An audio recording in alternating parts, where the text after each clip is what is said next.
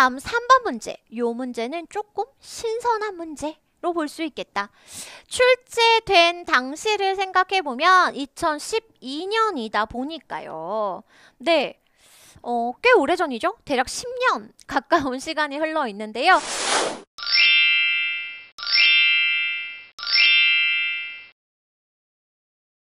이 부분에서 이제 여러분들께 말씀드리고 싶은 거는 이런 부분이에요. 시대 흐름에 따라서 약간 언어 또한 변화를 겪어왔어요. 예를 들면 저는 국민학교 세대거든요. 여러분들은 초등학교 나오셨나요? 다 다르죠? 현장에서 수업을 해보면 실제 수강생층이 굉장히 다양해요. 군문을 아무래도 확대하여서 채용을 확대하다 보니까 다양한 그리고 경력직들도 채용을 하고 있잖아요. 그러다 보니 사회에서 그 전문 분야에 대한 경력을 갖고 계신 분들께서도 대거 응시를 하러 오시기도 하다 보니 좀 다양합니다. 그랬을 때 저처럼 국민학교 나오신 분도 계시고요. 대부분은 초등학교이긴 하죠. 그래서 국민학교가 뭐예요? 이런 반응이에요. 일제강점기쯤으로 생각하시지만 그건 아니었고요. 네, 일제 잔재다라고 해서 이제 국민학교 말고 초등학교, 중학교, 고등학교와 어울려서 짝꿍을 이룰 수 있게 초등학교라고 쓰자 표현이 바뀌긴 하는데 안타깝게도 제가 딱 그 전 세대여가지고 네, 국민학교를 다녔습니다. 그러한 것들처럼요, 언어가 변화를 겪게 되는데요. 왜 이렇게 말하고 부끄럽죠?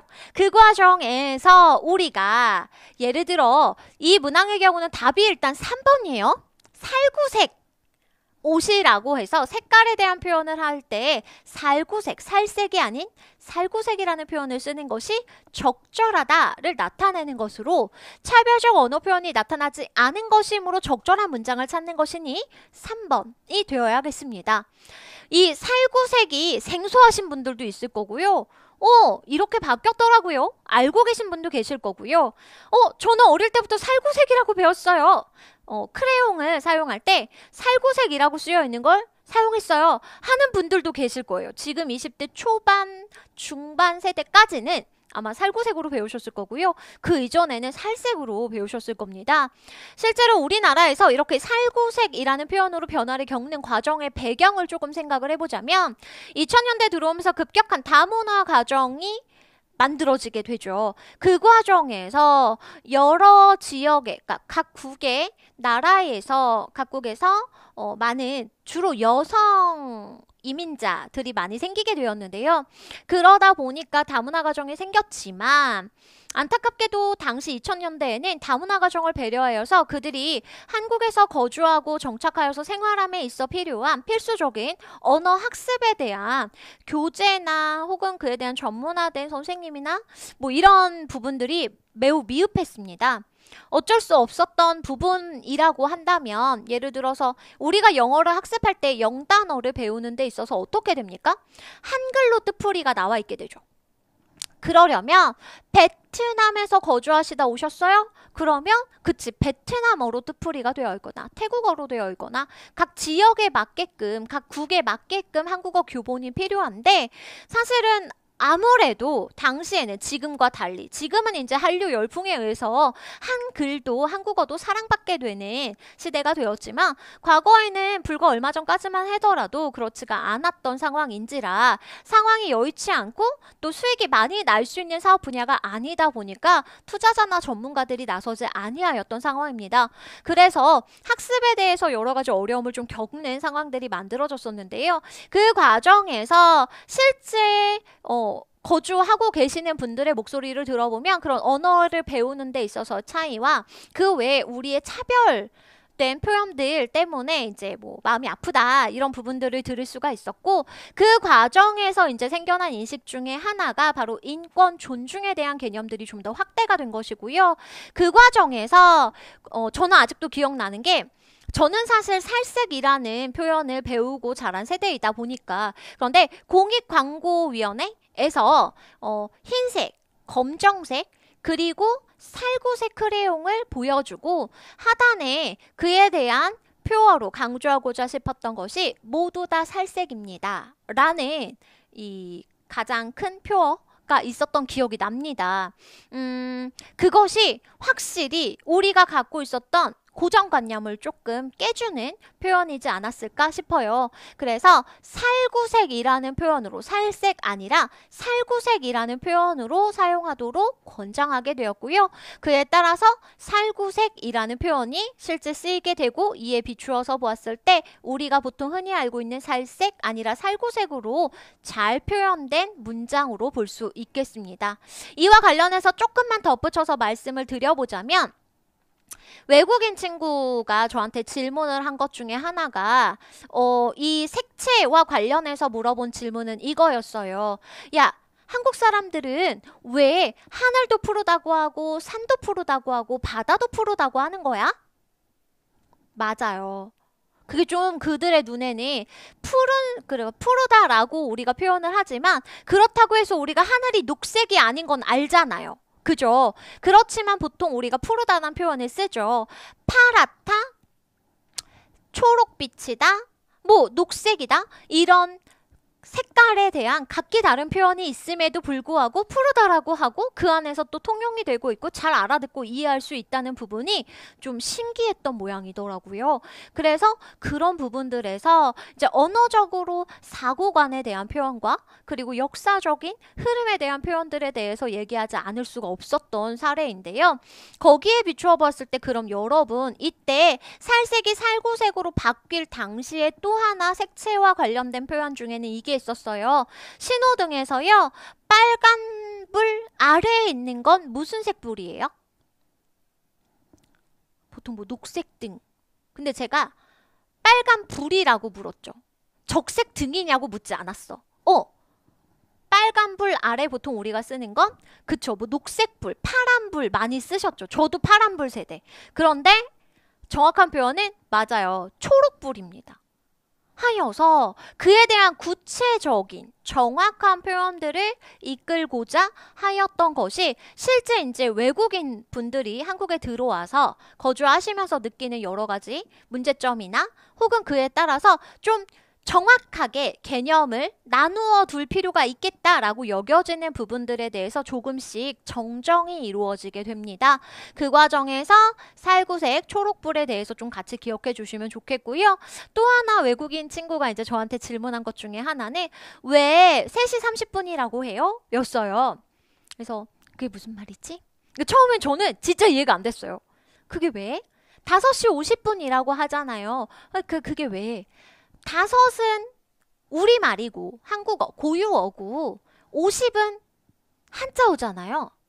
3시 했을 때 세, 고유어고요. 30은 한자어예요. 심지어 시와 부는 한자어예요. 고유어와 한자어를 막 섞어서 표현하고 있는 거죠. 이상해 보였나 봐요. 그렇구나. 저도 깊은 깨달음을 얻었고, 그것이 우리가 관습적으로 이렇게 써왔고 배우고 학습해 왔는데, 언어라고 하는 것이 어느 한순간에 이걸 이렇게 바꿉시다 라고 하면 언중들에 의해서 큰 혼란이 초래될 수 있기 때문에 그건 쉽지 않거든요. 그래서 반드시 이념적으로 필요하다, 반드시 상황적으로 필요해가 아닌 이상은 사실 언어를 그렇게 바꾸는 것은 어려운 일입니다. 그 과정에서 그럼에도 불구하고 바뀐 표현이에요. 이념상 필요했기 때문이다. 그럼 바뀐 것으로 학습을 한다라고 봐주시면 되겠고요. 그게 살구색이나 초록불이라고 새로이 정정이 된 부분들이 2000년대 후반에 등장하게 됨에 따라 2012년에 문항으로 출제된 것이 아닐까라는 생각을 조심스럽게 해보게 되고요. 당시에 실제 초등 교과 과정에 단원으로 들어가 있습니다. 네, 우리 한국어에 대해서 배우는 데 있어서, 한국어의 특징 중에 하나가 색채, 감각어, 높임 표현 이런 것들이 발달되어 있잖아요. 그런 부분들을 초등 과정에서도 학습을 하는데 그 과정에서 조금 쉽게 접근하도록 되어 있습니다. 참고해 주시기를 부탁드립니다. 즉, 말씀드리고 싶은 부분은 교과 과정의 변화에도 조금은 촉각을 기울여 주세요. 군무원 문제고 공무원 문제들이고 뭐 그렇다곤 하지만 실제 문제를 출제하는 분들은 그쵸, 국어 학자거나 교수님들이시잖아요. 그렇다면 교과 과정의 변화나 편성에도 상당히 그쵸. 관심이 높으실 거고요. 그에 따라서 새로 물어볼 만한 것들에 대해서 충분히 문항으로 출제될 수 있기 때문에 고려해 주시면 좋을 것 같아서 길게 설명을 드렸습니다. 자, 그것은 학교에서 학부형들에게 직접 설명해야 할 일인 것 같군요. 자, 학부형이 문제인 겁니다. 먼저, 학부형, 이거 한자 뭐가 문제인가요? 라고 느끼실 수 있겠지만 아마 2번은 처녀작이라는 것에서 그럴 수 있겠다. 미망인 요런 부분들이 문제가 됐는데요.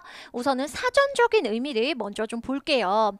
보시면 학부형은 아비부자의 형을 뜻하게 되잖아요. 학생의 보호자를 아버지나 형으로 남성 위주로 한정하여서 표현한 것이기 때문에 성별의 차별에 해당하게 됩니다.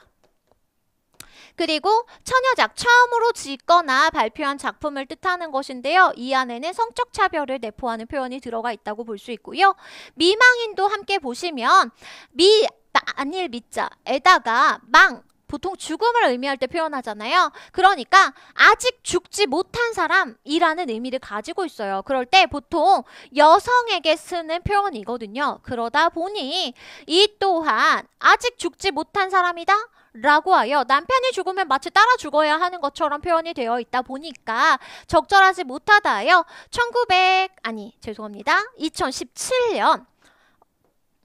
2017년 국립국어원에서요 표준국어 대사전을 개정하는 과정에서 적절하지 못한 표현이다, 예의에 맞지 아니하다 라고 발표한 바가 있습니다. 참고해 주시면 좋을 듯 합니다. 여기에 이제 덧붙여서 말씀을 드리면 표준국어 대사전을 놓고서 모든 것을 학습할 수 있도록 노력해 주세요.